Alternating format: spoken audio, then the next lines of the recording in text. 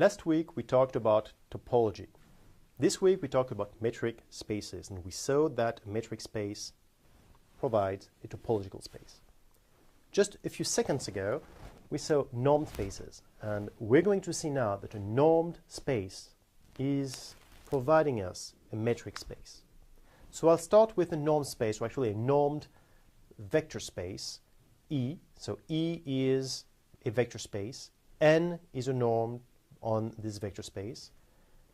Given two elements, two vectors of E, I will define d, x, y, where x and y are these two elements. I will define dxy as the norm of the difference.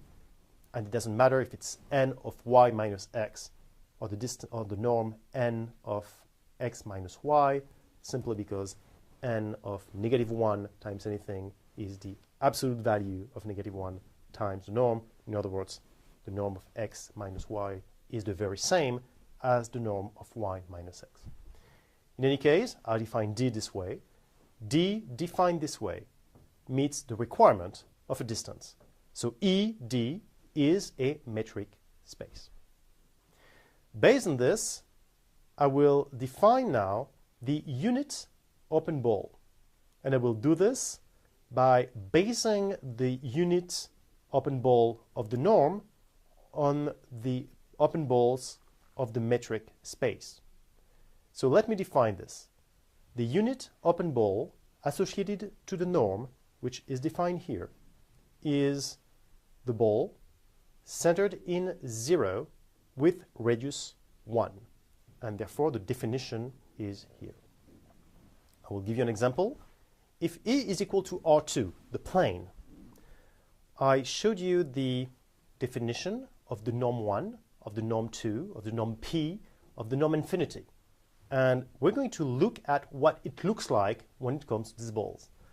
And what's going to be surprising is that we're going to see some square balls. So let's look at it. R2, let's draw all of the elements y in R2 such that the norm 1 is smaller than 1. What does it look like? You can actually take a pen and paper and try. You want to just pause the video for a few seconds and try. And you can resume, and here's what it looks like. If we look at the norm 2, then here is what it looks like. And if we look at the norm infinity, here is what it looks like. And I suggest you actually try to understand why they look like this. So take a pen and paper and actually draw these balls yourself. These are norms on R2, and this is the definition of a unit open ball associated to a norm. So as you can see, if you start with a normed vector space, you can derive an associated metric space. And the distance is simply the distance between x and y is simply the norm of the difference. Now, if you start with a metric space, you may not be able to go back to a normed vector space. The first reason is that you may not have a linear space. You may not have a vector space. You can define the distance on any type of space, on any type of set, not necessarily a vector space. And again, if you don't know what a vector space is, I encourage you to look it up. And what you need to have at least is the way to add two elements in the vector space and to multiply it by a scalar, by a real number. So if you start with a metric space, it may not be a linear space, therefore it may not be necessarily a normed vector space. But even if you start with a metric space on a vector space, you may not necessarily be able to find a norm which is induced by the distance. Here's an example. Remember this distance we talked about in the previous videos? D of xx equals 0 and d of xy equals 1 if x is different from y. Then you can check. You will not be able to find any norm such that d of xy is the norm of x minus y. It's not going to happen. I would like to just go back to the topological metric and norm space just to say that if you have a topological space, you don't necessarily have a metric space, but the other way is true. And if you have a metric space, you don't necessarily have a normed vector space, but the converse is true. So it kind of works as a topological space contain, in a sense, the metric spaces, and the metric spaces contain the normed vector space. Okay, back to what I was saying. I would like now to explain to you what is a converging sequence in a normed vector space. So I will start with X and a normed vector space. X is a vector space, N is a norm on X. And I will define a sequence Xn of elements of X. Let's see what it means to converge. We said that Xn converges to L if, for any neighborhood of L, there exists a rank such that after I pass this rank, then Xn is an element of the neighborhood V of L. And we know that it means that for any epsilon, non-negative epsilon, there exists a rank after which Xn will be in the ball centered in L with radius epsilon. But we also know now that it means that the norm of Xn minus L will be smaller than epsilon. So it's just a different way to write it, and that is a way you probably heard about previously if you took calculus. So I just wanted to show you that if you have a normed vector space, the definition for the convergence of a sequence is obviously the same as the one we gave from topological space or a metric space. Now, I would like to go back to what we said during the first week. Remember the continuous mapping and sequences. Now, remember what happened? We said that if you have a sequence Xn that converges to a limit L, and if f is continuous, then f of Xn will converge to f of L. So that is a consequence of the definitions that we chose. The norm is a continuous function. Look at y. If you look at n of Xn minus n of L, obviously this is smaller than n of Xn minus L. Well, it's obvious, it's not so obvious, but it's pretty easy to show. And n of Xn minus L is simply the distance between Xn and L.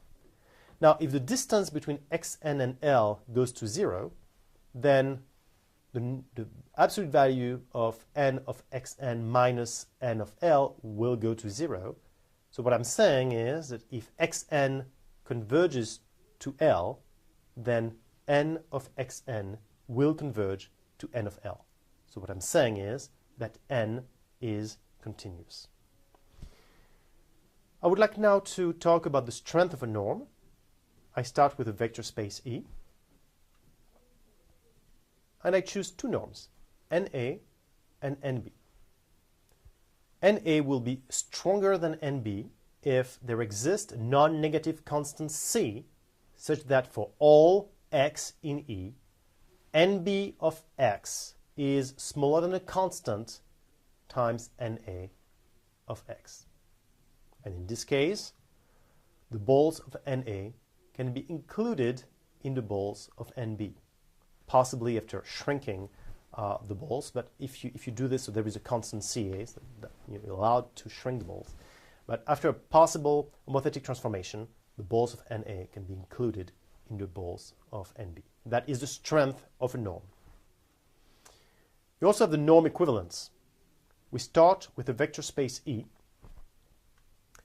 NA and NB, being two norms, will be equivalent if there exist two non-negative constants, C1 and C2, such that I can bound below and above NB by NA with constants. So I have C1 NA smaller than NB, smaller than C2 NA. And the norms are equivalent if that means I can the associated balls can be included in one another after a possible homothetic transformation. In other words, there is not really one norm which is stronger than the other ones. They're both as strong. That's what you need to think about. So here is in R2 the norm 2 and the norm infinity. You can see the norm 2, that's the disk, and you can see the norm infinity, that's the square. Obviously, I can get the first one in the second one, so the associated ball can be included in one direction. But in the other direction, it's true as well. I can shrink my square and get it in the disk. So as you can see, if you look at the balls for the norm 2 and the norm infinity in R2, they are in such a way that they're really equivalent. And there's a theorem which says that if E is a finite dimensional vector space, all norms on E are equivalent.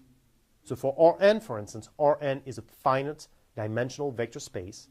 All of the norms are equivalent.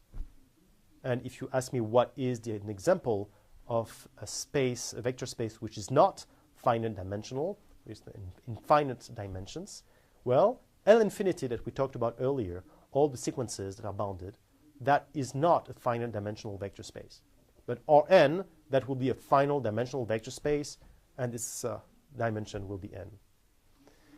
There is a consequence to the theorem. The consequence is that since if E is a finite dimensional vector space, there is only one topology induced by the norms. Because all the norms being equivalent, that means that you will only have one topology. Now, because of this, we might be interested in knowing what is the one topology induced by the norms of Rn. What do the open sets look like? When n is equal to 1, we already discussed it. We already called it the usual topology of R. This is the one with the intervals. So if you go back to the first week, you will see the usual topology of R that actually happens to be the one deriving from the norm, now that we know what a norm is. In R2, I'm going to give you an example of what an open set looks like. Here's an open set.